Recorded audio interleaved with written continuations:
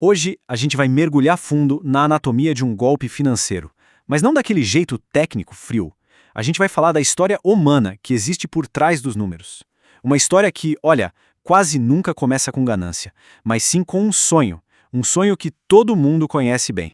É exatamente aqui que tudo começa, sabe? Não é sobre ficar rico da noite para o dia, é sobre a esperança. Aquele desejo profundo de cuidar da família, de dar um futuro melhor, de finalmente alcançar uma segurança que parece que está sempre escapando por entre os dedos. É esse sentimento que vira a chave para tudo que vem depois. E aí, bem no meio dessa busca por uma saída, uma solução aparece. Quase como mágica. Alguém surge com uma promessa que parece ser a resposta para todas as preces. De repente, o paraíso financeiro parece estar logo ali, a um passo de distância. Sabe aquela imagem do criminoso misterioso que age nas sombras? Esquece! O golpista de hoje é alguém da sua comunidade, talvez da mesma igreja, do mesmo grupo de amigos. Ele não te vende nada, ele te guia. Ele investe tempo, muito tempo, para construir uma relação de confiança. Ele vira uma figura familiar, respeitável. E olha só como a isca é preparada. O ponto de entrada é quase sempre algo que parece totalmente legítimo. Um curso, uma mentoria, uma consultoria. É um produto real que serve de fachada, sabe? Isso cria uma imagem de autoridade e convence a vítima de que, finalmente, ela encontrou um especialista de verdade. Bom, com a confiança já garantida, a armadilha começa a ser montada, peça por peça, de um jeito metódico, frio, calculado. A isca foi mordida, e agora é só questão de tempo para puxar a linha. O que é impressionante aqui é a progressão, né? Não é um pulo, é uma escada. Começa com algo legítimo. Depois vem a amizade, aquela intimidade toda fabricada. Só aí, então, surge a tal oportunidade exclusiva, aquela coisa que não é para todo mundo. E o passo final, o mais crítico de todos, o pedido para mover o dinheiro para fora de qualquer sistema, direto para uma conta pessoal. E aqui, gente, é o alarme de incêndio soando alto e claro. No momento em que a conversa sai de uma plataforma segura e vai para uma transferência pessoal, acabou. Todas as proteções, todas as garantias simplesmente desaparecem. Não tem mais rastro, não tem intermediário, só resta a palavra de uma pessoa. E é aí que a armadilha se fecha. E a manipulação não para por aí, ela continua até nos pagamentos. Presta atenção nesse padrão, nesses 5 passos. Cada um tem um objetivo psicológico. O primeiro pagamento, um pouco abaixo do prometido, cria aquela expectativa.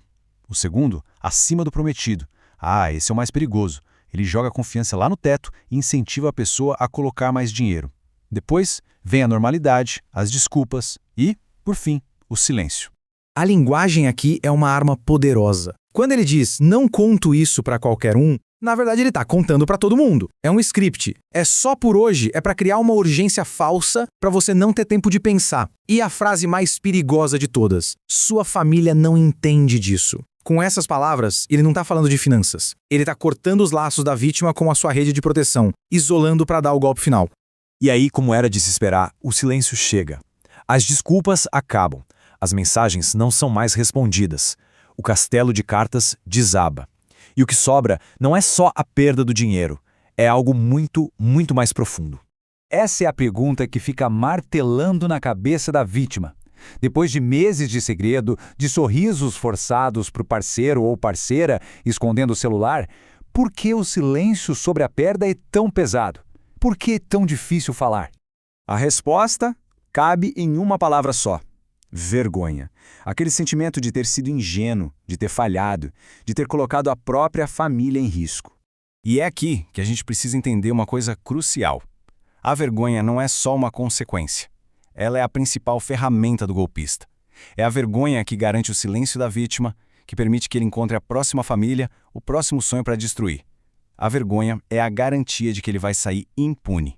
E para quem está de fora, para a família, os sinais muitas vezes estão ali, bem antes de tudo desabar. Mudanças de humor repentinas, a pessoa se isolando com o celular, respostas vagas sobre dinheiro, ficar na defensiva. Isso não é paranoia, não. É o segredo se manifestando. É um pedido de ajuda silencioso. E essa citação aqui é pesada, porque ela revela a segunda camada da dor. Para o cônjuge, muitas vezes, a quebra de confiança por causa de meses de segredos dói mais do que o dinheiro que foi perdido. A mentira dentro de casa deixa uma cicatriz muito profunda. Ok, o sonho desabou. E agora? Existe um caminho para a reconstrução? É um caminho que exige calma, clareza e, mais do que tudo, ação. Vamos ver qual é o roteiro para quem está no olho do furacão. A primeira coisa, e talvez a mais importante, é saber o que não fazer. As primeiras reações, aquelas movidas pelo pânico, são quase sempre as piores. Não depositar mais um centavo por mais que prometam liberar o dinheiro. Não apagar as provas, as conversas. Não confrontar o golpista antes de ter tudo documentado. E o mais importante de tudo, não continuar em silêncio.